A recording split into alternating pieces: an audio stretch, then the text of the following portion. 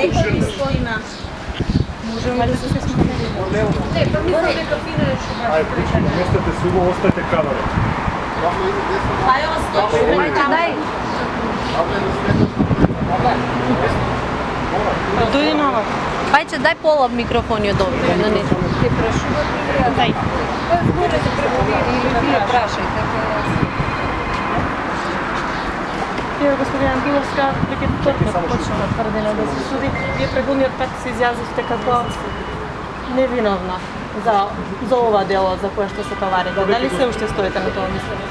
Апсолутно стојам на ставот дека специјалното јавно обвинителство води политичка пресметка во име на СДСМ, односно во име на опозицијата со своите политички неистомисленици, преку конструирани случаи каде што на луѓето за кои тие сметаат дека се нивни политички противници, им се ставаат на товар непостоечки кривични дела и во таа смисла денес практично со денешното рочиште уште еднаш се потврди дека специјалното јавно обвинителство печатокот што го остави во јавноста дека функционира како продолжена рака на опозицијата и понатаму го потврдува и практично со самиот факт што во текот на распитот специјалното јавно обвинителство побара изземање на судијата од политички мотивирани причини е уште една дополнителна потврда за политичкиот настап на ова обвинителство, односно за нивната пристрасност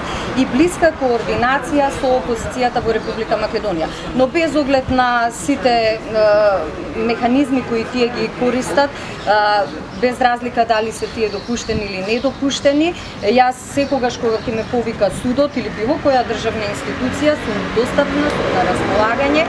Мој интерес е да учествувам во постапката затоа што тоа е најдобар начин да се демаскираат конструкциите на специјалното јавно обвинителство под носителот на најголем дел од кривичните пријави, политичката партија СДСМ и на сите оние кои сметаат дека ова е вистинскиот начин да се подобри рейтингот на опозицијата во функција на нивно политичко профитирање. Како беше вашиот исказ? Како се браневте? Што е вашиот став? Имаше обвинителството понудено докази и како ќе ги коментирате? Апсолутно нема никакви докази, бидејќи не постои кривично дело, меѓутоа денешниот распит не се однесува по однос на делото кое се става на товар, туку денешниот распит се однесуваше на мерките за предпазливост кои специјалното обвинителство ги побара судот да ги определи за лицата кои се предмет на истрагата кои тие ја отвориле. Од она што јас можев да го слушнам како нивна аргументација, апсолутно не постојат никакви аргументи нити да се бараат, нити да се определат мерки за предпазливост, дотолку повеќе што нивниот аргумент е дека постои опасност од бегство и дека определувањето на мерки за предпазливост било метод за да се обезбеди присуство во постапката. Како што може да видите, јас тука бев минатиот пат кога ме повикаа, тука сум и денес и ќе дојдам повторно, секогаш кога судот што ја води постапката или државен орган кој води постапка, ќе ме повика така што во вода паѓаат сите нивни тврдења, сите нивни конструкции, сите нивни обвинувања, меѓутоа на крајот судот е оној кој треба да донесе одлука, не врз основа на политички квалификации кои ги слушаме на нивните пресконференции, туку исклучиво врз основа на аргументи, правни аргументи и евентуални докази кои и обвинението, но и одбраната има да ги помнат. Како коментирате? Значи, вие сте трето страничено во случај каде што според тврдењата на СЈ уништена е опрема за послушување во вредност од 10 милиона евра. Нивното тврдење е дека вие како министер за полиција сте имале сознанија за ова дејство, противзаконито дејство и дека не сте реагирале. Како ќе го коментирате? Видете, тврдењата на специјалното обвинителство во повеќе наврати јас јасно и недвосмислено кажав дека многу повеќе наликуваат на политички конструкции кои имаат дневно политичка намена, а воопшто не наликуваат на една правна аргументација каква што би требала да дојде од еден државен орган и каква што би требала да се презентира во суд. Впрочем, денешниот распит само ги потврдува овие ставови, бидејќи денес не беа презентирани апсолутно никакви докази кои би оделе во нивна корист, односно на моја штета, или би потврдиле дека нивните тврдења се точни.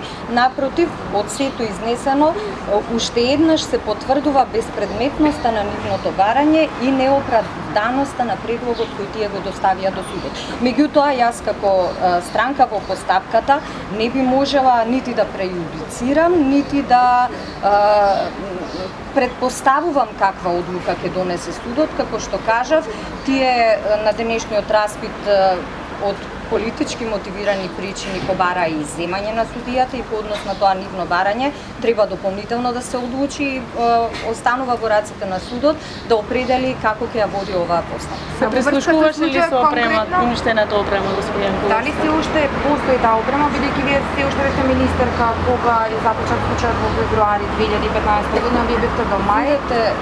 Овие прашања се однесуваат на оперативно-технички и тактички прашања кои се надлежност на професионалните лица во Министерството, така што би било неупатно поранешен политички функционер, поранешен министер да се впушта во дискусија и да импровизира со некаков одговор. Дали само имавте информација дека ќе се уништува опрема, дека е уништена, дали ги знаевте практично до пред почнување на случајот? Прашањата кои ги поставувате се однесуваат на оперативно-технички и тактички действија кои ги превземаат професионални лица во Министерството за внатрешни работи, односно во еден од органите во состав, во конкретниот случај Управата за безбедност и контраразузнавање. Така што сосема е неупатно и несоодветно поранешен политички функционер, поранешен министер за внатрешни работи да се впушта во импровизација, во потрага по детали или одговор на прашања кои не се однесуваат на нешто за што може поранешен функционер да даде. Постои вашиот подпис, се подразбира дека вие сте биле во сознание. Видете, вие очигледно немате доволно информации. Мојот подпис единствено стои на поединечен акт, тоа е решение со кое се дава овластување на одредени лица кои се професионалци, повторно ќе подвлечам, да постапуваат во согласност со закон. Така што тоа е генеричка надлежност на секој функционер кој раководи со институција, вклучително и на било кој министер во било кое министерство во владата на Република Македонија. Така што токму вашето тврдење, односно прашање, го потврдува фактот дека неосновано е барањето на специјалното јавно обвинителство, неиздржани се нивните обвинувања и не постои никаква причина за да се определат мерките кои сега во оваа фаза тие ги побараа од судот, а понатаму доколку дојде до постапка, зависно од тоа како судот го одлучи, сите аспекти на нивните тврдења, исто како и аспектите на тврдењата на одбраната, ќе бидат презентирани и докажувани, но јас сум сосема спокојна, немам направено кривично дело, нити по однос на овој случај, нити по однос на било кој друг случај. Во тие безмалку 9 години, додека ја извршува функцијата министер за внатрешни работи, секогаш работев совесно, честно и се раководев од интересот на Република Македонија и од интересот на институцијата со која раководев, затоа без оглед дали специјалното јавно обвинителство ќе отвори 1, 2, 5 или 50 предмети, јас сум тука, секогаш сум на располагање, секогаш сум достапна да ги соочиме аргументите, за да јавноста добие една јасна слика кој постапува законски, а кој води политичка битка и кој води политичка пресметка во име на опозиционите партии со политичките неистомисленици. Практично, знаете, сите овие месеци наназад, од ден во ден се појасно станува, следејќи ги постапките, чекорите, действијата кои ги превзема специјалното јавно обвинителство, дека тие некако се профилира како продолжена рака на опозицијата, односно, ако така можам да се изразам, како орган во состав на СДСМ. И тоа веќе не се ни обидуваат ниту да го прикријат, нити да го презентираат на некој поинаков начин. Впрочем, повторно ќе кажам, и денешниот нивни настап во судот само го потврди она за што јавноста веќе подолго време и говори и се сомнева, но и од она што можем да го видам преку информациите кои вие ги пренесувате како представници на медиумите е и општа перцепција во јавност. Меѓутоа, господин Пулска, од друга страна, не ли е логично да се инициираат постапки против функционери кои се на власт, бидејќи тие луѓе раководат со државата, со системот, еве, ние бевме министри скоро 9 години. Од која позиција некој опозиционер да направи кривично дело кога во суштина нема и таква можност. И затоа можеби се создава една таква перцепција дека СЈО се бави само со функционери од ВМРО дека не и дуи. Па видите, не се работи само за перцепција, се работи за фактичка состојба. Јас од она што тие досега го презентирале во јавноста како резултат од нивната работа, не сум слушнала да се занимаваат со нешто што е поврзано со опозицијата. Напротив, единствениот случај кој условно може да се доведе во корелација со опозицијата, случајот познат во јавноста како Пуч, е случај каде што специјалното јавно обвинителство многу повеќе настапува како да е бранител во постапката, отколку како да е обвинител во постапката, така што тоа не е нити моја, нити перцепција на јавноста, туку е фактичка состојба која е потврдена со реални показатели. Така што во делот на вашето прашање со што треба една државна институција да се занимава кога станува збор за откривање на кривични дела, моето долгогодишно искуство како министер за внатрешни работи,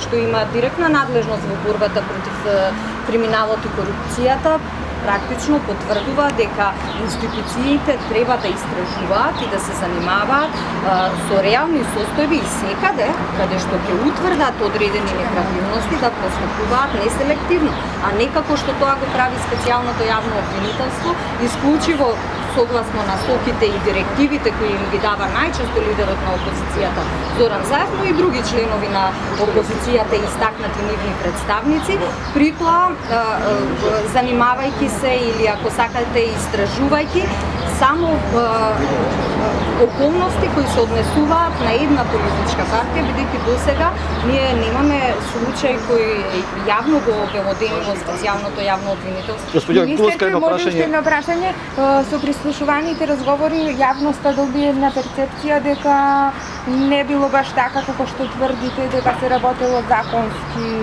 според закон и според устав, и дека во еден од разговорите вие самата кажувате дека Министерството за внатрешни работи функционирало во не знам дали одреден период или секогаш како штаб на ВМРО ДПМН. Видете, тоа се конструкции на опозицијата, односно поточно на Зоран Заев, кој обидувајќи се да се стекне со дневно политички поени, направи една класична злоупотреба од материјали кои ги прибавил на незаконски начин, кои беа монтирани, сечени, лепени, ставени во контекст кој тој смета дека најдобро ќе ги постигне неговите цели, за да создаде впечаток во јавноста. Меѓутоа, граѓаните на Република Македонија се доволно мудри да носат своји заклучоци и да ги ценат луѓето според она што го работат, според она што го оставиле зад нив во момент кога имале можност да покажат резултати од сопствените работи, а не да подпаѓаат под влијанија или под импресии на она што го кажува еден политичар со прилично проблематично минато. Тој е човек, како што знаете, кој беше осомничен за криминал тежок 8 милиони евра и никогаш не направи чекор, односно не се обиде да докаже дека не е виновен за тој криминал, заврши постапката како што заврши и тој сега практично во своето досие ја има референцата на единствен аболициран политичар во Република Македонија. Господине Пулска, едно прашање само да дозволите, последно. Се сомневате ли во некоја институција дома или од надвор дека му ги дала материјалите? Значи, збориме за безбедностна институција која му ги дала материјалите на Зоран Заев. Па не е моја работа јас да се сомневам или да истражувам, затоа што мојата сегашна позиција не го бара тоа од мене. Има надлежни институции кои ќе го утврдат тоа и ќе ги изнесат фактите пред јавноста. Така што, како и на едно од претходните прашања, мислам дека е неупатно јас како поранешен функционер кој во моментов не извршува никаква јавна функција да шпекулирам или да давам мислење за нешто што е надвор. Не, збориме во периодот кога бевте вие. Ви благодарам.